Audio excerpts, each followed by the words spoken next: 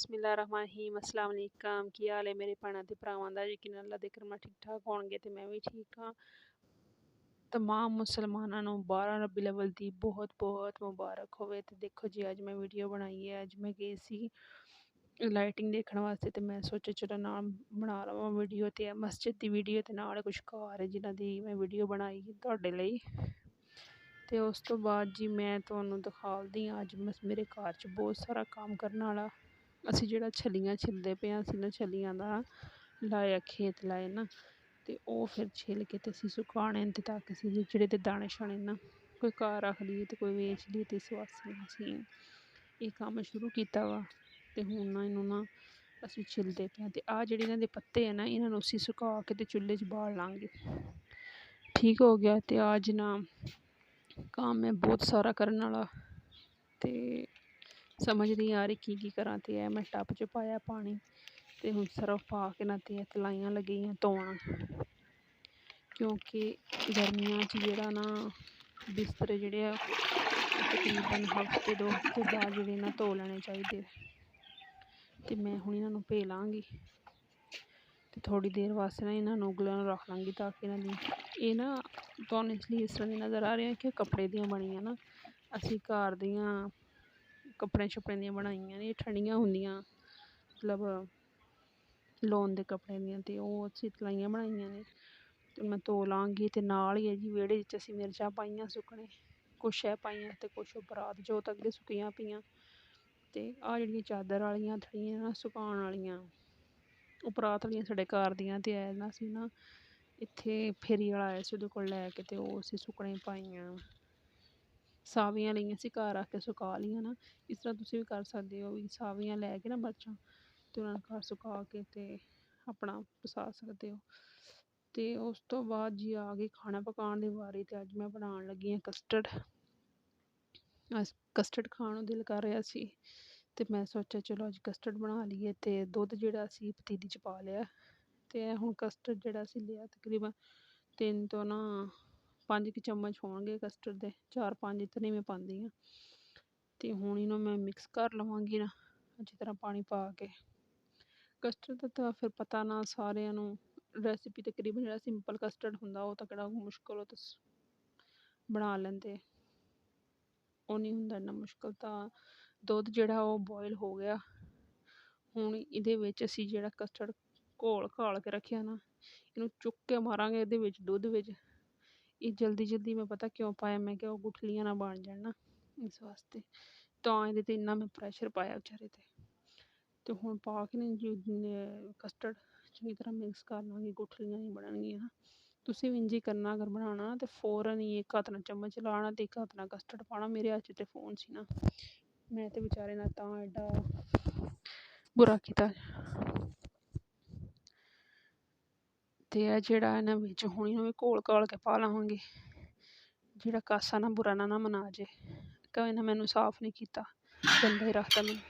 ਤੇ ਇਹ ਹੁਣ ਨਾਲ ਅਸੀਂ ਚੀਨੀ ਸੁੱਟ ਲੈਣੀ ਹੈ। ਚੀਨੀ ਜਿਹੜੀ ਹੈ ਨਾ, ਜਿੰਨਾ ਤੁਹਾਡਾ ਦਿਲ ਕਰੇ ਉਨੀ ਵੀ ਪਾ ਲਵੋ, ਐਡਾ ਕੋਈ ਨਹੀਂ ਹੁੰਦਾ ਮਿੱਠਾ ਸ਼ਿੱਠਾ। ਜਿਹਨੇ ਬਾਹਲਾ ਖਾਣਾ ਬਾਹਲਾ ਖਾ ਲਵੇ, ਥੋੜ੍ਹਾ ਪਾਉਣਾ ਤੇ ਥੋੜ੍ਹਾ ਪਾ ਲਵੇ। ਤੇ ਬਸ ਜੀ ਹੁਣ ਸੰਘਣਾ ਹੋ ਜਾਣਾ, ਅਸੀਂ ਇਹਨੂੰ ਲਾ ਕੇ ਠੰਡਾ ਕਰਨਾ ਤੇ ਕਰਕੇ ਡੋਂਗੇ 'ਚ ਪਾ ਲੈਣਾ। ਬਸ ਇਹ ਘਰ ਕੋਈ ਫਰੂਟ ਸ਼ਰੂਟ ਹੋਣ ਤੇ ਚਲੋ ਬੰਦਾ ਉਹ ਵਿੱਚ ਪਾ ਲੈਂਦਾ ਬਸ।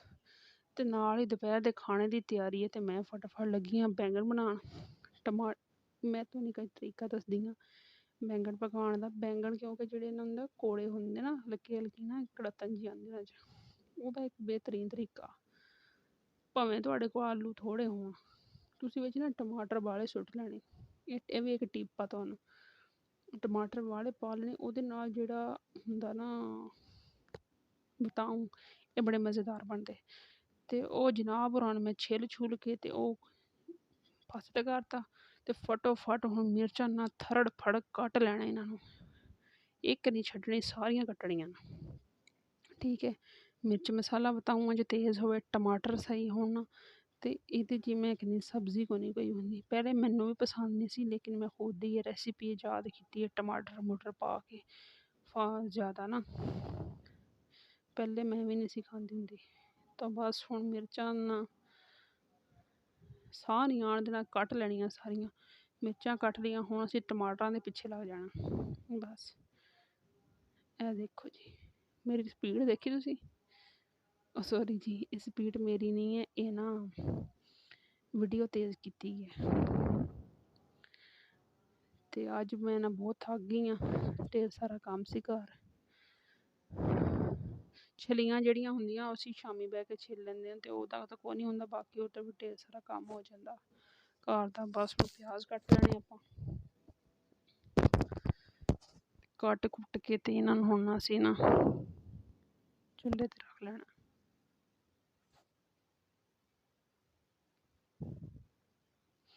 ਅੱਗ ਸਾਡੀ ਬਲੀ ਹੈ ਚੁੱਲ੍ਹੇ 'ਚ, ਹੁਣ ਬਸ ਇਹਦੇ ਵਿੱਚ ਤੇ ਆਇਲ ਸ਼ਾਇਲ ਪਾ ਕੇ ਤੇ ਚਲੋ ਜੀ ਆਇਲ ਅਸੀਂ ਪਾ ਲਿਆ ਵਾ। ਹੁਣ ਨਾਲ ਹੀ ਪਾ ਲੈਣਾ ਥੋੜ੍ਹਾ ਜਿਹਾ ਨਾ ਗਰਮ ਮਸਾਲਾ, ਭਾਵੇਂ ਸਫੇਦ ਜ਼ੀਰਾ ਹੀ ਹੋ ਜਾਏ, ਗਰਮ ਮਸਾਲਾ ਥੋੜ੍ਹਾ ਜਿਹਾ ਟੇਸਟ ਸਹੀ ਆ ਜਾਂਦਾ। ਚੁੱਲ੍ਹਾ ਤੁਹਾਨੂੰ ਸਾਡਾ ਕਾਲਾ ਤਾਂ ਲੱਗ ਰਿਹਾ ਹੋਣਾ ਕਿਉਂਕਿ ਸੀਮਟ ਦਾ ਨਾ, ਅਤੇ ਆਇਲ ਵਗੈਰਾ ਗਿਰਦਾ ਰਹਿੰਦਾ, ਅਤੇ ਇਸ ਕਰਕੇ ਤਾਂ ਕਾਲਾ ਪੱਕਾ ਹੈ ਨਾ। ਚਲੋ ਕੱਚਾ ਹੋਵੇ ਤਾਂ ਬੰਦਾ ਮਿੱਟੀ ਸ਼ਿੱਟੀ ਲਾ ਲੈਂਦਾ, ਹੁਣ ਪੱਕੇ ਤਾਂ ਕੀ ਕਰੇ। ਅਤੇ ਹੁਣ ਟਮਾਟਰ ਵੀ ਅਸੀਂ ਨਾਲ ਹੀ ਸਿੱਟ ਤੇ, ਬਾਹਲੇ ਪਿਆਜ਼ ਪਕਾਏ ਕੋ ਨਹੀਂ, ਇਹਦਾ ਕੋ ਨਹੀਂ, ਇਹ ਤਾਂ ਭੁੱਜਦਿਆਂ ਸਾਰਾ ਕੁਝ ਵਿੱਚ ਹੀ ਨਾ ਇਹਨੇ ਦਲੀ ਜਾਣਾ, ਪਤਾ ਵੀ ਨਹੀਂ ਲੱਗਣਾ। ਅਤੇ ਉਹ ਹੁਣ ਇੱਕ ਪਾਸੇ ਅਸੀਂ ਜਿਹੜਾ ਲਸਣ ਹੈ ਨਾ, ਇਹਦੀ ਪੀਸ ਕੱਢ ਲਈਏ। ਪਹਿਲਾਂ ਇਹ ਤੇ ਡੰਡੇ ਥੱਲੇ ਦੇਈਏ, ਕੁੱਟ ਕੱਟ ਕੇ ਨਾ ਇਹਨੂੰ ਅਤੇ ਸਿੱਟੀਏ ਵਿੱਚ।